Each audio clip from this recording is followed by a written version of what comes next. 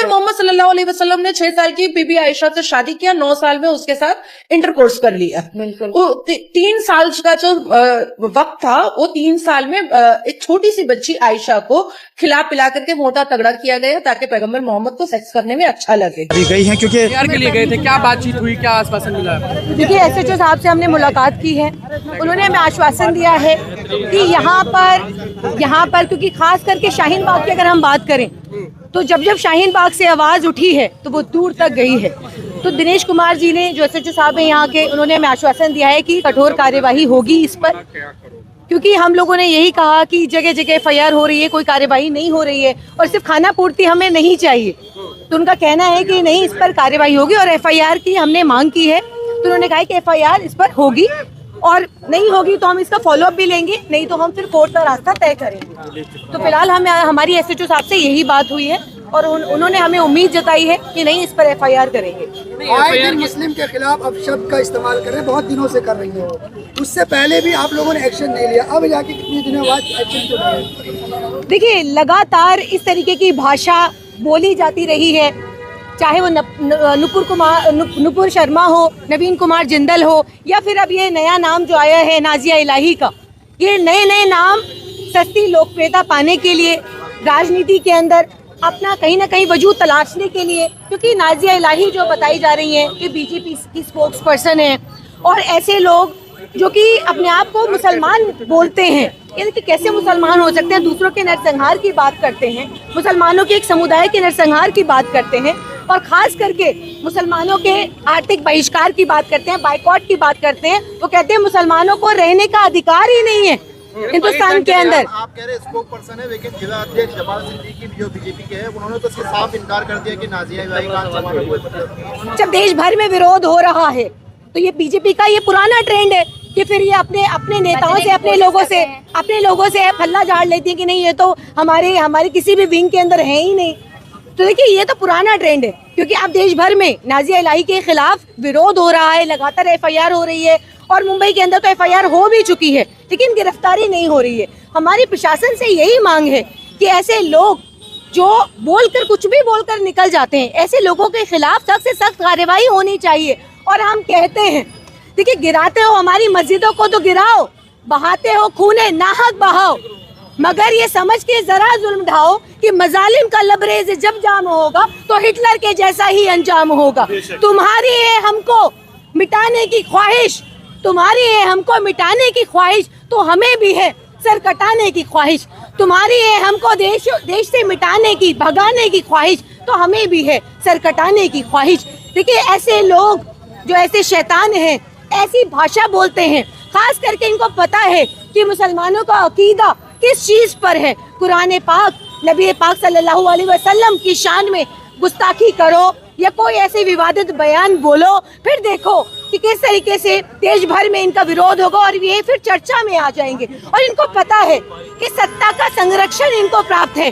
तो ऐसे लोग जो इस तरीके की भाषा बोलते हैं, इससे ज्यादा कुछ नहीं है, लेकिन हम ऐसे लोगों को इस तरीके से बोलकर निकलने देना नहीं चाहते। हम चाहते हैं कि प्रशासन सख्त से सख्त कार्यवाही करे। आपने कंप्लेंट किया, पुलिस ने क्या आश्वासन दिया है? हमें देखिए, पुलिस ने आश्वासन दिया है कि FIR होगी, कार्यवाही होगी, जैसे कि हर बार होता है।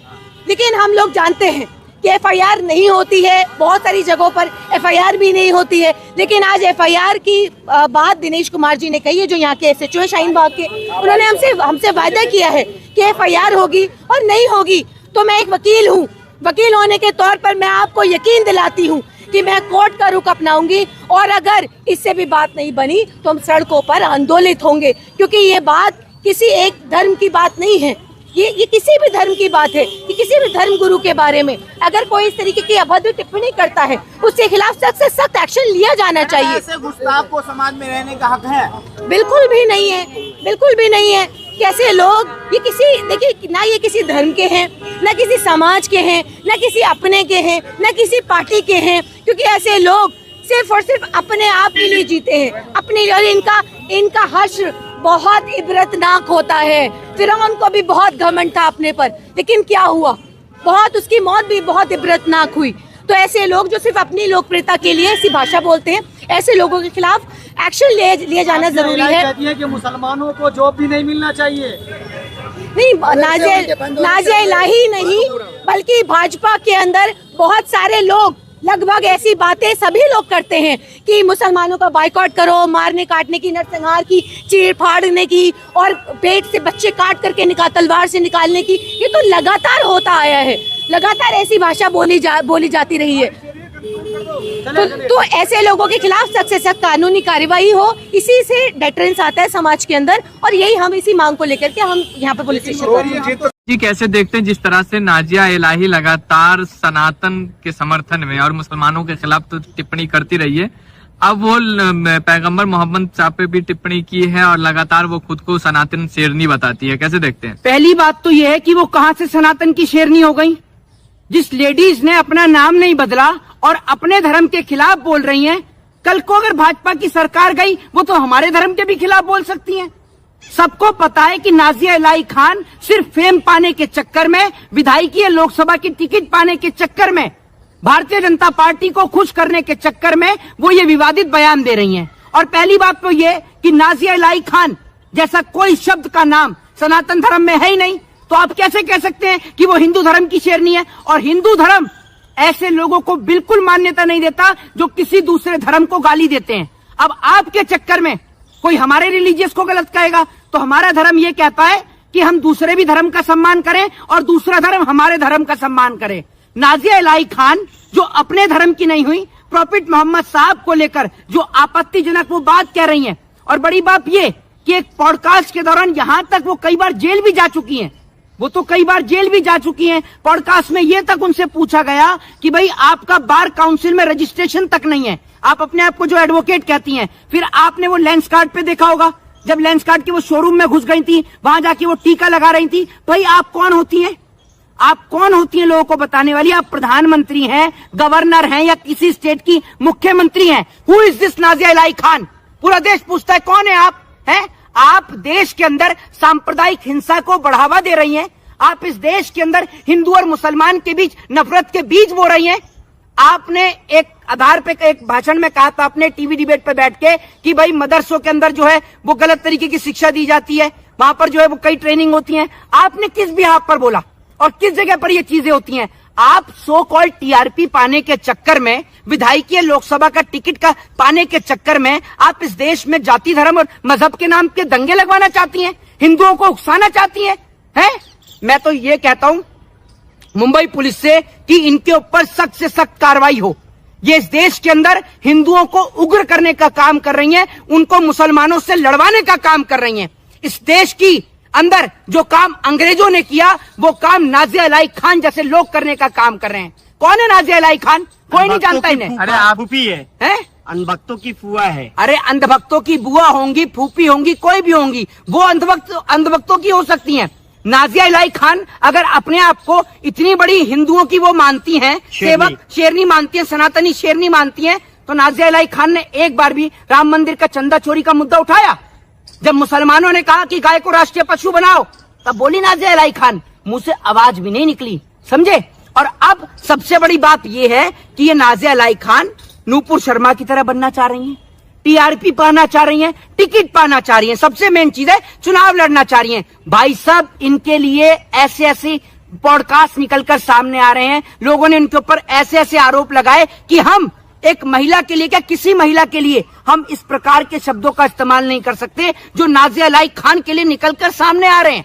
बड़ी बात यह है कि जो औरत अपने धर्म और अपने मजहब की नहीं हुई, जिस मजहब ने उसको नाजिया इलाही खान नाम दिया, जब वो उसकी नहीं हुई तो हमारे धर्म की हो जाएगी?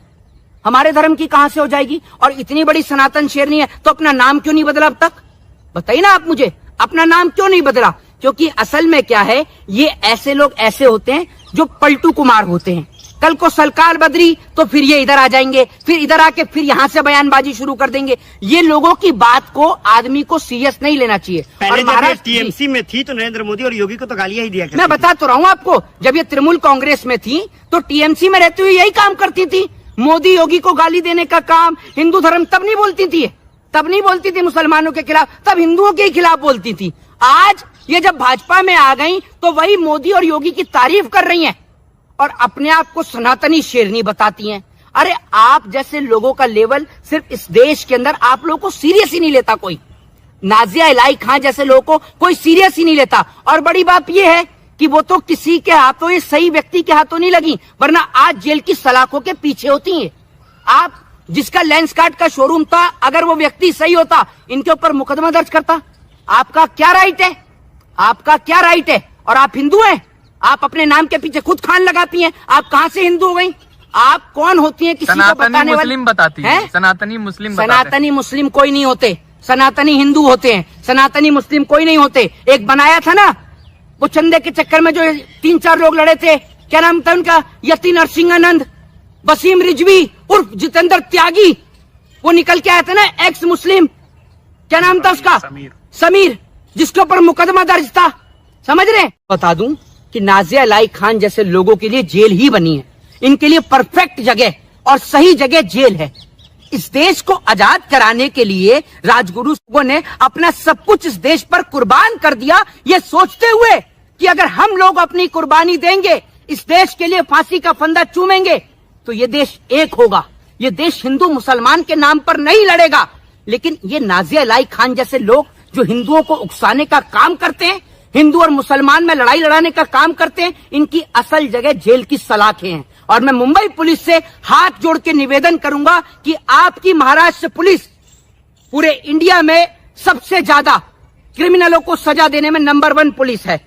चाहे वो उद्धव ठाकरे की सरकार हो, उस वक्त की बात हो, चाहे जिस वक्त पर क्या कहते हैं देवेंद्र फडणवीस की सरकार हो, तो मैं आप लोगों से निवेदन करूंगा कि नाजिया इलाही खान को सख्त से सख्त सजा दे, ताकि दोबारा कोई महाराष्ट्र की धरती पे खड़ा होकर, वीर शिवाजी की धरती पर, महाराणा प्रताप की धरती पे खड़ा होकर कोई इस देश को बांटने की कोशिश न तो कर आपको तो खुशी मनाना चाहिए, वो आपके धर्म के लिए तो बोल रही है। हमारे धर्म के लिए? हाँ, वो नाजिया इलाही खान जो हमारे नौजवानों को भड़काने का काम कर रही हैं, हमारे नौजवानों को उग्र करने का काम कर रही हैं, वही नौजवान हमारे जब इस इंटरव्यू को सुनेंगे तो वो उस पर 4 बातें बोलेंगे, जिसके बाद पुलिस उठाकर उनको जेल में बंद कर देगी। तो उनकी जमानत कराने के नाजिया इलाही खान आएगी। दिल्ली दंगे में हमारे कितने हिंदू भाई बंद हो गए हैं? ये भारतीय जनता पार्टी का कोई नेता साथ में आया?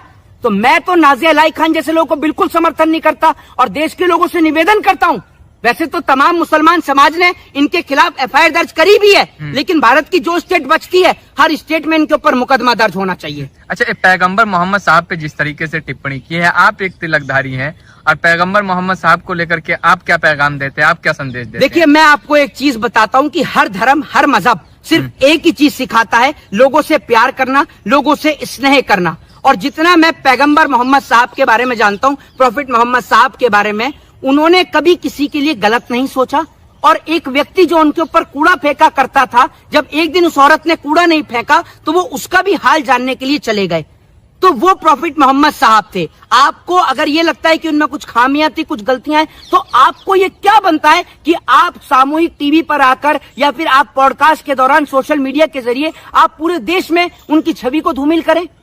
भाई, देश के करोड़ों नहीं खरबों लोगों की आस्था प्रॉफिट मोहम्मद साहब से जुड़ी हुई है। और यही नाजिया इलाही खान क्या कोई भी व्यक्ति हो, अगर हमारे सनातन धर्म के खिलाफ बोलेगा तो हमें भी गुस्सा आएगी, हम भी उसके खिलाफ मुकदमा दर्ज करेंगे। यही कारण है कि मुसलमान भाइयों ने जब इन्होंने प्रॉफिट मोहम्मद साहब के ऊपर टिप्पणी करी तो इनके ऊपर एफआईआर दर्ज करी। तो फिर बीजेपी एक्शन क्यों नहीं ले रही है? बीजेपी ने तो साफ कह दिया कि हमारा इनसे कोई लेना देना ही नहीं है। एक्शन तो पुलिस लेगी, तमाम जगह पर एफआईआर दर्ज हुई है, एक्शन तो पुलिस लेगी। और नाजिया इलाही खान जैसे लोगों को